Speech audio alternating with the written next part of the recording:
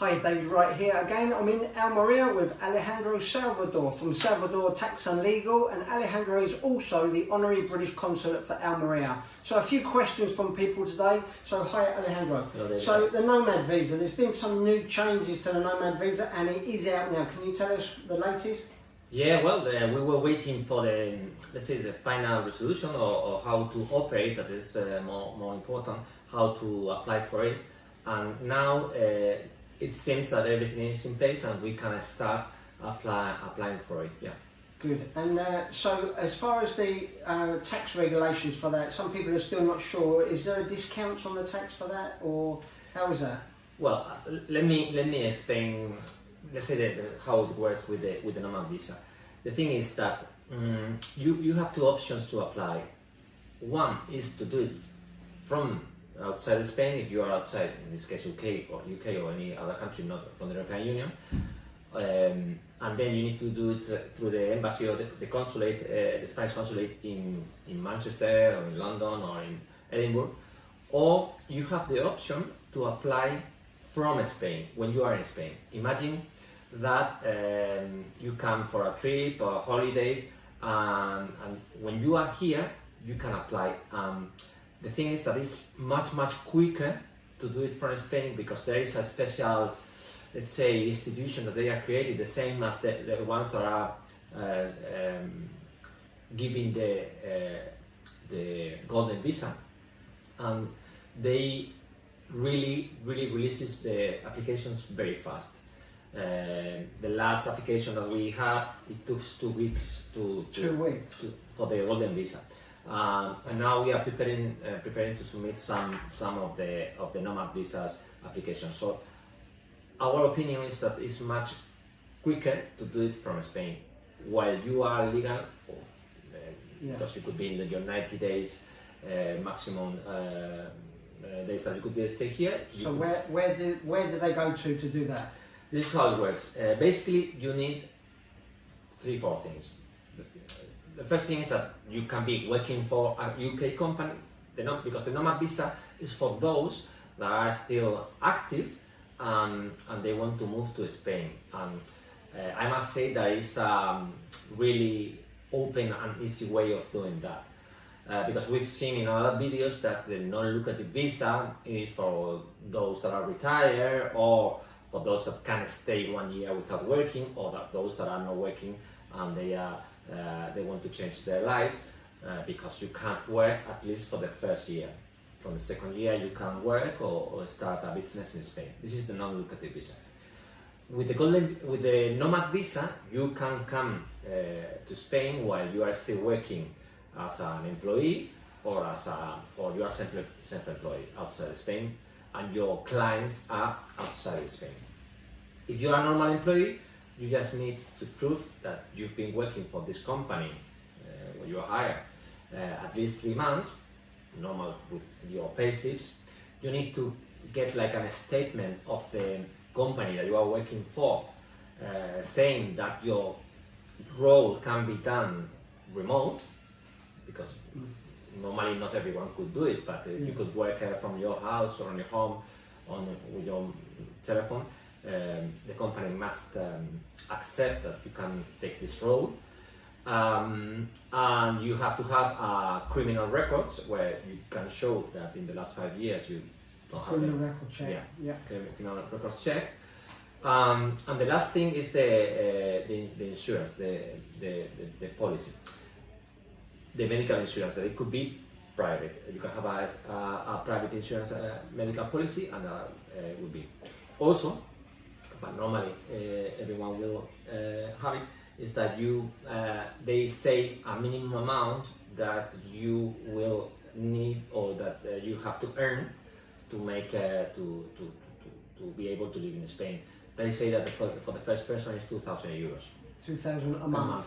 A month. Right. So is this fixed amount or is this more or less? No, because they say it's very difficult, but it's 100% of 200% of the Spanish minimum salary. The minimum salary in Spain is 1,000 euros per month. So if you multiply it by 12, it's 12,000, and 200 is 24,000. That's why it's 2,000 euros per month, and the person that can come with you, your family can come with you, and that's it. So this is basic requirements.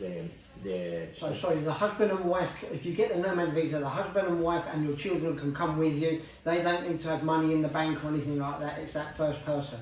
Okay, so the requirements again for the Nomad visa was 2,000 a month for the person that's applying, and then for the husband and the children or wife?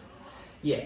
So it's 24,000 a year for one person. The person that is employee as an employee or is self-employed. Is 9,000 a year for the second, the wife or the husband, depending on who is working, and 3,000 for each kid that you have. For the year? For a year. Okay. So it's 24,000. That is 2,000 euros a month if you divide by 12. For the main person or the person applying, and the family is 9,000 for the woman and 3,000 for each kid. That, of course, the 24,000 you can show that you are going to have that with your payslip of your contract. Yeah. The second person, if it's not working, you can show that you have savings, and 3,000 for each kid. It's a lot better than if it was the non-lucrative visa and you're going to show that amount of money. So so that is for the year, and the first person is for the month, 2,000 for the month. 2,000 per month. But they all need a private medical insurance. They all need a private medical insurance. Okay, brilliant. Okay, so the social security aspect of that, can you just explain that? Yeah, the thing is that we were a bit worried of the requirements because when a normal employee comes to Spain to work for a company, a foreign company, in theory they have to pay social security in the place where you live, right? You should stop paying social security in the country where you are, where you come from, but you should start paying in the country where you live. So we were worried because in Spain, the company, the foreign company, should register at the social security, should pay social security, Spanish social security for the employee, and sometimes it's expensive to do that because it can cost 40% of the salary. Prepare pay slips every month.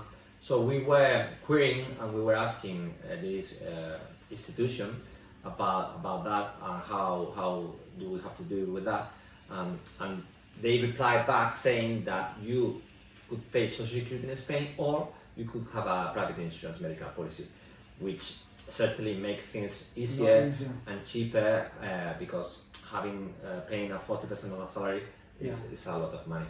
So when you have all the requirements, you have two options. You could apply in the UK or apply, I said, at the Spanish embassy in the UK or in any other country, or applying in Spain.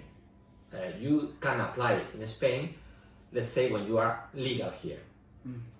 So there could be somebody that's here for the 90 days enjoying the sun in their apartment, and they can say, give me the Nomad visa while they're here, and it'd be quicker here, no? Correct. I mean, you can go back until it's released. We have a case of the last case that we had with the golden visa. We applied from Spain, and in this special, let's say, institution that or this public company that they created to accelerate these visas, and we did it, and it was really quick, because your other option is apply in the UK. The UK accepted in the Spanish embassy in UK, or again in any other country outside the European Union, and then when this is approved, then we have to apply here, and it's a bit more, it's longer and a bit complicated. So if they are here, let's say legally, it shouldn't be anyone that is here after these 90 days to apply. And you can prepare your paperwork in England, most of it. And it is open now. People can get the Nomad visa now. It's open, because there's a lot of confusion. People say it's not out yet, you can't get it yet, but you can actually apply for it now today. Yeah. What the law says, this new law, we call it startups law, that was issued in December. They have a small part dedicated to the Nomad visa. What they have is like they have also regulated how these people are going to pay taxes. And what they say is that they are going to be applied what we call Beckham law. Beckham law. Yeah, there is in Spain we call that law, and this was made especially for footballers when they have to come to Spain, and they have a better treatment when you have to pay taxes in Spain. The minimum amount that you will be paying is 24% on your salary. So you need to think that over 30,000 euros, it will be very, very interesting. And if you are on high earnings, it's very interesting because you will pay for this 24% for a number of years. So it's a very good option for those that are employees outside Spain, that they make a good living there and that they can apply. We didn't say about the option of being self-employed. You can be also self-employed outside Spain. You have your own business, and if you can prove that you can work from Spain doing that thing, it will be more or less the same. What you need to prove? You need to prove that you've been working for these companies for at least 3 months. 3 months. With a contract and so on. Yeah. So you have these two options, that you are an employee or that you are working as a self-employed to apply. Great. And just one other thing, on the non-lucrative visa, there's still a lot of people asking about that, and if a member said if they apply in the UK for the non-lucrative visa and it's accepted, how long do they have before they can sell their house in the UK and come here? Because it can take a long time to sell your house in the UK. They should get that in order first, really, shouldn't they? What is the time limit there? Yeah, I think it's 2 months. 2 months. That's 1 or 2 months. But that's the thing, that you need to apply at the Foreign Office for your TIA in that time. You could go back. I mean, it's just that you need to come here to apply.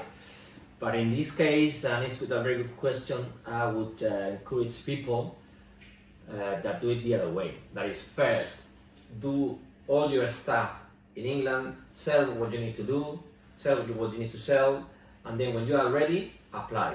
Because it's going to take some weeks to get the approval, or not, but not months, and then you have to do the removal. Yeah. So selling your house in the UK and moving everything in 2 months is cutting it a bit fine. Sure. Yeah, that's what. And also we said in other videos and in live questions that you've been asking me, you have to be very careful of being taxed in Spain, the risk of being taxed in Spain. So first I will dedicate myself to solve your things, your stuff in England. When this is clear, I will apply for the visa there. You can always tell people, look, or maybe you know that you have a certain date that you are going to sell it, then you can start, but not the other way around. Apply first for the non-lucrative visa, and then look to come, because as I said, you can be in trouble, because if you sell your property or your funds or your pension, or you get the 25% release in your pension pot, and you come to Spain the same year with some certain periods, you could find out that you are going to be taxed on that in Spain, which will not be a good thing. Yeah. Okay, brilliant. Well, thanks very much for your help today, Alejandro. Thank you. Thank you.